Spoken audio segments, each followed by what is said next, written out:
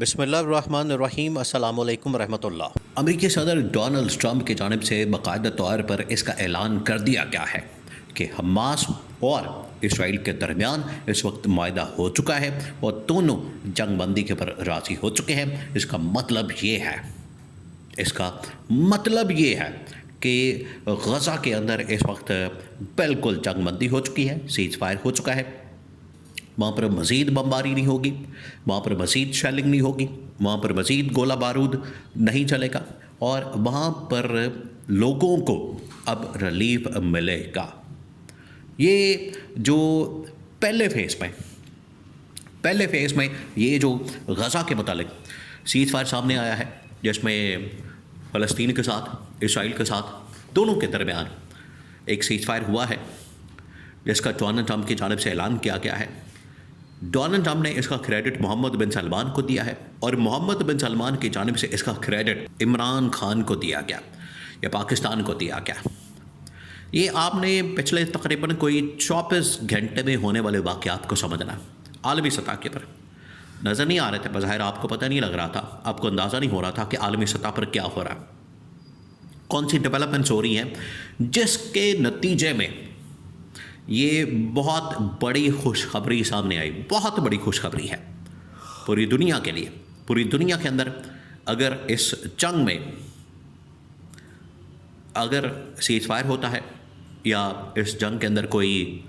آپ کہہ لیں پاز آ جاتا ہے یا یہ جنگ ختم ہو جاتی ہے، اس کو روک دیا جاتا ہے، تو یہ پوری دنیا کے لیے ایک بہت بڑی خوشخبری ہے، کیونکہ اس کے نتیجے میں عرب ممالک کے اندر بھی امن و امان آئے گا، سعودی عرب کے اندر بھی آئے گا، پاکستان کے ساتھ ڈیل بھی ہوگی، اور جو اکنامک ایکٹیویٹی ہے، اور سب سے بڑھ کر غزہ اور فلسطین کے لوگوں کو سکھ کا سانس ملے گا۔ ورنہ پچھلے تقریباً 4 سے 5 سالوں سے مسلسل وہاں پر بمباری ہو رہی ہے، مسلسل وہاں پر شیلنگ ہو رہی ہے، مسلسل وہاں پر لوگوں کو ٹارگٹ کیا جا رہا ہے، نشانہ بنایا جا رہا ہے، وہاں پر کم از کم لوگوں کو سکھ کا سانس ملے گا۔ اب ہوا کیا؟ اب آپ اس بات کو سمجھ رہے ہیں۔ آلریڈی ٹرمپ اور نیتن یاہو کے درمیان ایک معاہدہ موجود تھا، جس میں یہ کہا گیا تھا کہ ہم غزہ کے اندر قبضہ کر لیں گے، غزہ کے اوپر ہم اپنا تسلط قائم کر لیں گے، غزہ کے اوپر بمباری کریں گے، اور اگر فلسطینی وہاں سے بھاگتے نہیں تو پھر ہم زبردستی ان کو نکالیں گے اور وہاں پر قبضہ کر لیں گے۔ یہ وہ منصوبہ تھا جو کہ ٹرمپ اور نیتن یاہو نے ملاقات کر کے جاری کیا۔ حالانکہ اس سے پہلے 8 ممالک کے ساتھ ان کا معاہدہ یہ ہوا تھا کہ ہم غزہ کے اندر کوئی بمباری نہیں کریں گے، غزہ کے اوپر کوئی شیلنگ نہیں کریں گے، کوئی گولہ باری نہیں کریں گے، کوئی وہاں پر ہوائی فائرنگ نہیں کریں گے، اور نہ وہاں سے لوگوں کو نکالیں گے۔ یہ 8 ممالک کے ساتھ معاہدہ ہوا تھا، لیکن اس کے برعکس نیتن یاہو اور ٹرمپ نے 8 اسلامی ممالک، یہ 8 اسلامی ممالک بہت اہم ہیں، بڑے بڑے طاقتور ممالک، جس میں سعودی عرب ہے، جس میں قطر، کویت، عمان، UAE، پاکستان اور انڈونیشیا، یہ 8 ممالک، یہ بڑے طاقتور، ان کے ساتھ جو معاہدہ ہوا تھا، اس کے الٹ نیتن یاہو ٹرمپ نے معاہدہ کر کے جاری کر دیا۔ لیکن بعد میں ان ممالک نے احتجاج کیا، انہوں نے پروٹیسٹ کیا، انہوں نے کہا کہ ہم اس معاہدے کو نہیں مانیں گے جو ٹرمپ اور نیتن یاہو کے درمیان ہوا ہے، اس معاہدے کو ہم مسترد کرتے ہیں، اس کی کسی صورت کوئی حیثیت نہیں، اہمیت نہیں، اور نہ ہم اس کو مانیں گے، نہ تسلیم کریں گے۔ جب یہ پریشر بلڈ اپ ہوا، دیکھیں یہ وہ پریشر تھا، یہ وہ دباؤ تھا، یہ وہ ان کا آپس میں اتحاد اور متحد ہو کے پیغام دینا۔ محمد بن سلمان نے اصل میں یہ پالیسی کہاں سے لی؟ محمد بن سلمان نے یہ ڈائریکشن ان تمام ممالک کو دی تھی، ان تمام ممالک کو بتا دیا تھا کہ اگر آپ اکٹھے ہو کے چلیں گے، مل کے چلیں گے،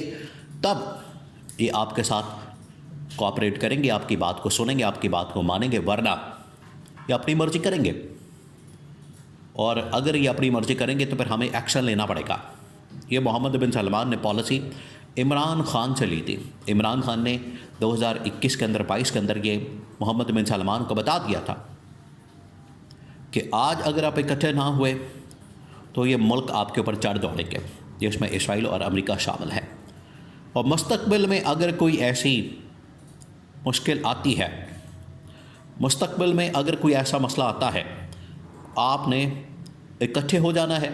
और इकट्ठे होकर पैगाम देना है। यही पॉलिसी मोहम्मद बिन सलमान ने जब अपनाई तो देखे नतीजा आपके सामने है, रिज़ल्ट आपके सामने है। और वो रिज़ल्ट किसकी शक्ल में निकला है, किस सूरत में निकला है? वो रिज़ल्ट निकला है गज़ा में जंगबंदी के मुतालिक कि गज़ा में मुकम्मल तौर पर जंगबंदी हो गई है, गज़ा में मुकम्मल तौर पर सीज़ फायर हो गया है और इनके दरमियान अब सुलह हो चुकी है, जिसका ऐलान ट्रंप ने किया। उसने क्रेडिट मोहम्मद बिन सलमान को दिया और मोहम्मद बिन सलमान ने आज से 2 दिन पहले ये कह दिया था कि इमरान खान का जो पैगाम है बड़ा क्लियर है, और इमरान खान ने बता दिया था और इसको बाकायदा अल जज़ीरा के अंदर, अरब मीडिया के अंदर अरब ममालिक ने रिपोर्ट किया। इवन के अमेरिकी मीडिया के अंदर भी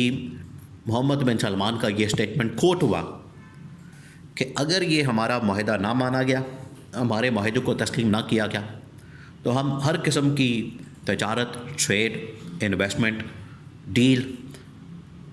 अमेरिका के साथ तोड़ देंगे, ख़त्म कर देंगे, फिर हम उसके साथ नहीं चल सकते। जब हम ये डील, हर किस्म की तजारत, हर किस्म की इन्वेस्टमेंट को ख़त्म कर देंगे, अल्टीमेटली अमेरिका को हमारे सामने घुटने टेकने पड़ेंगे। और ये वो पॉलिसी है। मोहम्मद बिन सलमान ने कहा कि मैंने 2020 में इक़्तिदार संभालने के बाद सीख ली थी, मुझे पता चल गया था।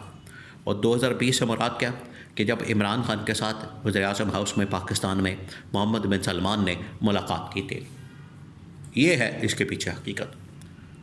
हालांकि आज एक लीडर के तौर पर मोहम्मद बिन सलमान तो काम कर रहे हैं, ये काम करना चाहिए था शहबाज शरीफ को, ये काम करना चाहिए था पाकिस्तान के मौजूदा हुक्मरानों को कि वो लीड करते हैं, वो आगे से फ्रंट से लीड करते हैं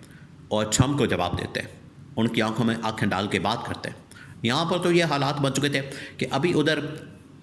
उसकी जानिब से माहदे का ऐलान किया गया और शहबाज शरीफ ने बगैर पढ़े, बगैर उसको देखे, बगैर उसको गो थ्रू किए, उसकी जांच पड़ताल किए बगैर उसको सपोर्ट भी कर दिया। वो तो बाद में मोहम्मद बिन सलमान ने इनको आगाह किया कि आपने जिस माहदे की सपोर्ट की है वो तो माहदा है ही नहीं जो हमारे साथ किया गया। ये तो बाद में 2 नंबरी करके धोखे से इन्होंने नेतन्याहू के साथ मिलकर हमारे साथ ये धोखा करके अपना एक माहदा लॉन्च कर दिया है, उसको पब्लिक कर दिया है। तो ये शहबाज शरीफ का विज़न, शहबाज शरीफ की आप अक्ल, शहबाज शरीफ की आप दानिश और जाहलियत का अंदाज़ा इस बात से लगा सकते हैं कि उसको तो पता भी नहीं था कि किस माहदे की मैं सपोर्ट कर रहा हूँ या हिमायत कर रहा हूँ। तो इसी वजह से मोहम्मद बिन सलमान ने क्रेडिट इमरान खान को बतौर तोहफ़ा तोहफ़ा इमरान खान के लिए भेजने का फ़ैसला किया।